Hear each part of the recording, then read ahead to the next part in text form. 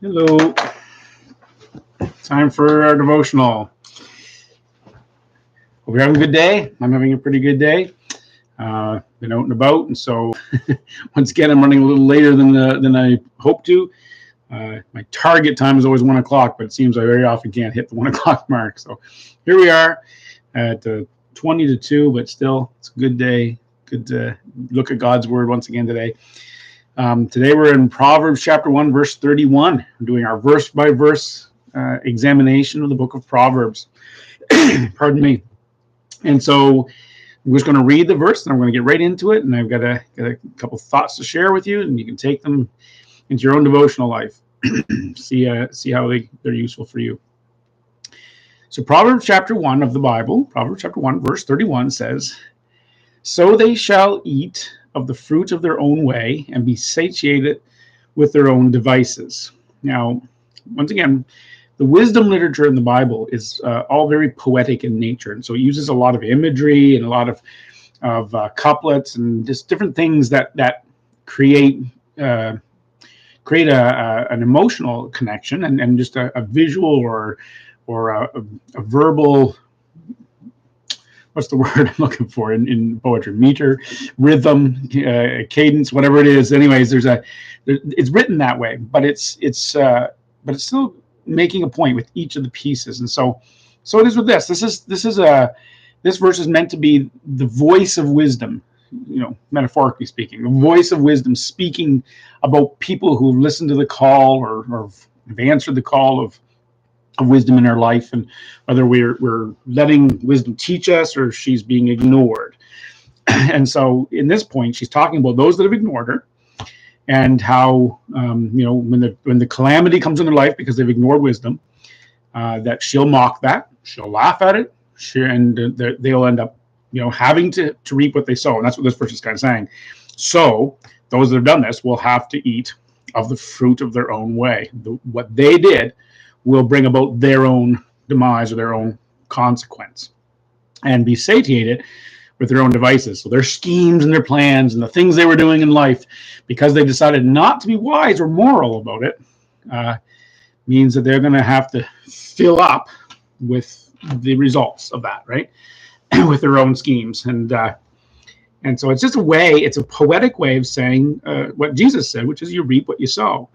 And it's the idea that if you plant a certain type of plant in a garden, then you should expect that plant to produce the fruit of that plant. If I plant tomato plants in my garden, which I did this year, then I didn't expect for those tomato plants to grow watermelons. I expect tomatoes. And so that's kind of the way it is with wisdom, is if you decide to, in your life, plant the seeds of wisdom and learn and grow in wisdom, you'll get the fruit of wisdom.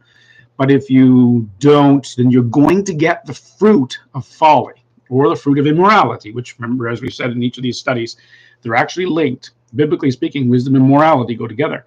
And so she's saying they will eat and be filled with the consequences of their folly. So that's what this is saying. And so we're going to do our 4 questions, but the idea out of this is that this happens. But interestingly, in our own thinking about this, how often do people do this? How often do we sow things in our life expecting a different outcome, expecting something different than what would naturally should be expected from the things we do? We sow, it's like we plant tomato plants expecting watermelons. And it's just, why do we do that? But we do. I mean, humans do it all the time. So question number 1 is how really, how do we do this? Like, what are some examples of that? And so here's a couple examples. Subtle, but you can probably think of your own, but here's a couple I'll give you. Like, why do we get angry with people and start yelling and screaming or ranting or becoming very aggressive in our effort to make them agree with us? People do it all the time. Extremely common. They'll get mad and we'll yell at someone, thinking that if we just yell at them, they'll agree with us, instead of becoming defensive and actually digging into where their situation is. We expect a result that doesn't fit with the seeds we're planting, with the thing we're doing, with what we've sown. And so what we end up doing is we end up eating the fruit of our way. We yell at them, they yell back, or they get defensive, and we end up with a broken relationship or something like that. And we get filled with the results of our devices, the way that we chose to deal with a disagreement or whatever the case may be. Another example might be with dishonesty. How often do humans use lies in order to gain trust? Think about that, right? I'm going to lie to this person so that they trust me. Just think about that. Yeah, we do it all the time. We think we're so clever that we're never going to get caught in our lies. And what happens when you do? You lose all trust. Humans are actually pretty good at eventually, if maybe not in every single situation, but at eventually figuring out who's honest and who's not, who's real and who's fake. And so, there's a crop to be reaped from sowing the seeds of dishonesty. And yet we will act as if I deceive, they'll trust me. And it doesn't make sense. And so we end up eating the fruit of dishonesty, or we end up being filled with the outcomes of dishonesty in our life, and people don't trust you anymore. Or how about those that are stingy, and then they expect others to be generous with them, right? They're very, very non-generous themselves. They don't, they're very, very stingy. And yet they'll be in situations all the time where they'll expect that people will be very generous with them. And they kind of get offended when people aren't, or confused, like, why are you being so greedy? Well, once again, why would we expect to receive generosity if we never give it? Or how about just a very simple one, but how many people live life with very unhealthy habits, very unhealthy appetites that they never control, and yet they kind of mourn because they're overweight, or they get cancer, or they have some sort of a negative health consequence when they've done nothing but treat themselves in an unhealthy way. So there's lots of examples, and I'm sure you can come up with some of your own, but we very often do this, and then we get all confused, or we even get even worse, we get angry with God. And we act as like it's his fault that these terrible things have come upon me. And we don't take any ownership of the fact that we've ignored the voice of wisdom in our life, that God says he will give us wisdom if we ask for it. And wisdom stands in the street and calls to us, and yet we ignore it. And we say, no, I'm going to do this, and the outcomes will be just like I want them. Well, so question 2, why do humans do this? Like, I know we've kind of covered this before, but we'll probably cover it again as we go through Proverbs, but why do we do this?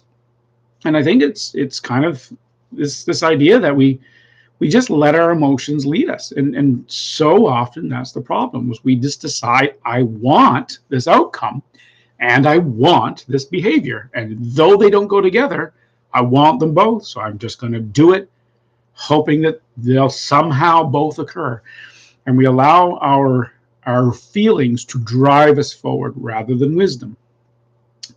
Our feelings are not evil, but they're not supposed to lead us. Our wisdom is supposed to lead us. And so that's what we want to grow in. Be really careful. So another way of saying this is our appetites drive us forward, which are connected to our feelings. We know, we say it, right? Even with the basic appetite of hunger. I feel hungry. I think I'm hungry. No, I feel hungry. And so we follow the emotional drive of our appetites, whether it be hunger or lust or envy or anger or any of these things. We allow these emotions of the situation we're in and the outcome we desire to drive us forward. And so this poetry is actually very, very fitting, isn't it? Right? They will eat the fruit of their way. They will be filled with their own devices, because it's the appetites that drove us forward. And that's kind of the enemy of wisdom so often. We got to learn how to control our appetites. Question 3. So how do we deny our appetites? What do we do? I've often said the hardest addiction to solve is an eating addiction, because you have to eat to live. Other addictions, you could at least go like completely off them, like zero, just don't feed it at all. Like for cigarettes or something. I don't have to smoke, so I could just say no to cigarettes and none ever in my life. But you have to eat or you'll die. So it's a difficult thing when an appetite is natural in our lives. It's a natural appetite for something. But when we discover that our appetite will lead us into ways not good,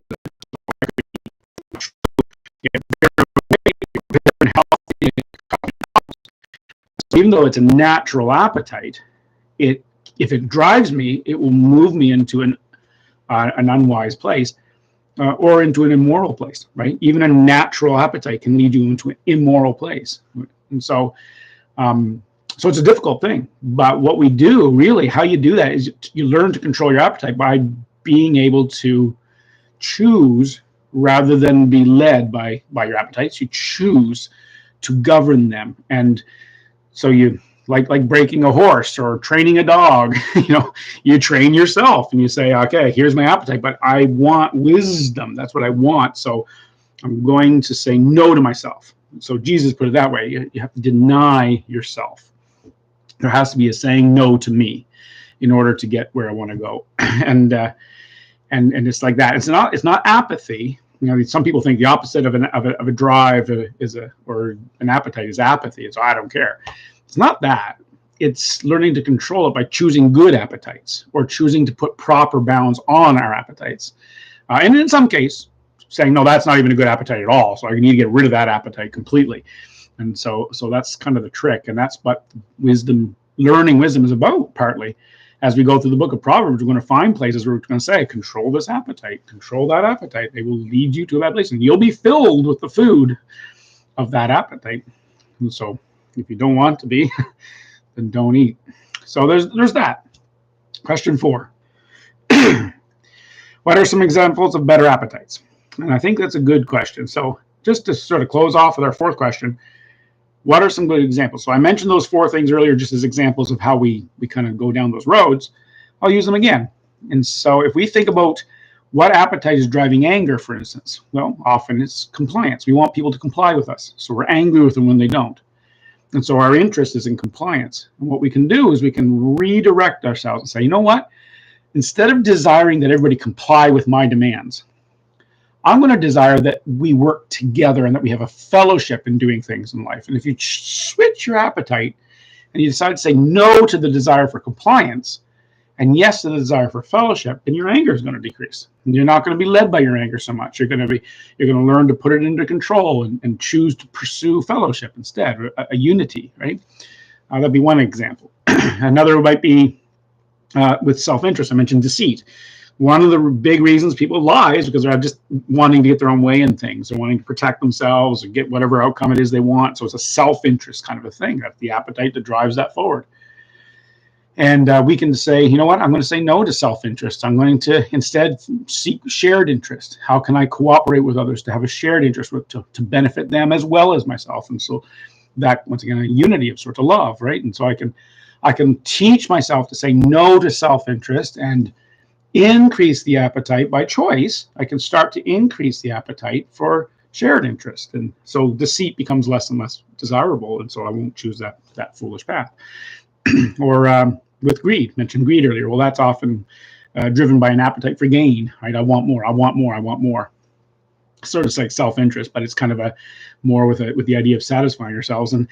And we can let that desire that I want to be filled to gain with a desire for a proper prosperity, a good prosperity, the kind that says we all can gain, we can all be filled, we can all have, and we can all, and so you can start to say no to self in order to benefit the group. So once again, that way. And the last one might be with lust or pleasure.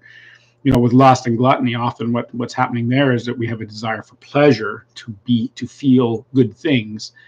And we can say no to that and desire instead contentment, which is actually a very wonderful feeling once you learn it.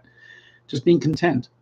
And then the pleasures of life are part of that contentment, instead of just seeking the pleasure and never finding contentment. So we can shift our appetite to something healthier by saying no to the exaggerated, unwise, untamed appetites of our life. And that's kind of the idea, because whatever appetites it is that you have, you're going to eat the fruit of them, and you're going to be filled with the fruit of them. So if it's not wisdom, it's going to be foolishness. If it's not moral, it's going to be immoral. You will be filled with whatever it is you cook, so to speak. You will reap what you sow. So that's the trick. So there it is. Once again, you can go a lot deeper on your own, but there's the encouragement today. Ask yourself today, what are your goals? The things and the choices you make, what is it you're trying to actually accomplish? What are your appetites? What's driving that decision? And you'll often be able to check yourself and go, oh, I want a better goal, a better appetite, and train yourself. All right. I'm going to say a prayer. God bless you in your day. So Lord, do in fact, God, I pray that you will bless each person that watches this video. Help us to train ourselves in good appetites, Lord, to listen to wisdom's call. In Jesus' name, amen. God bless. We'll see you, God willing, tomorrow.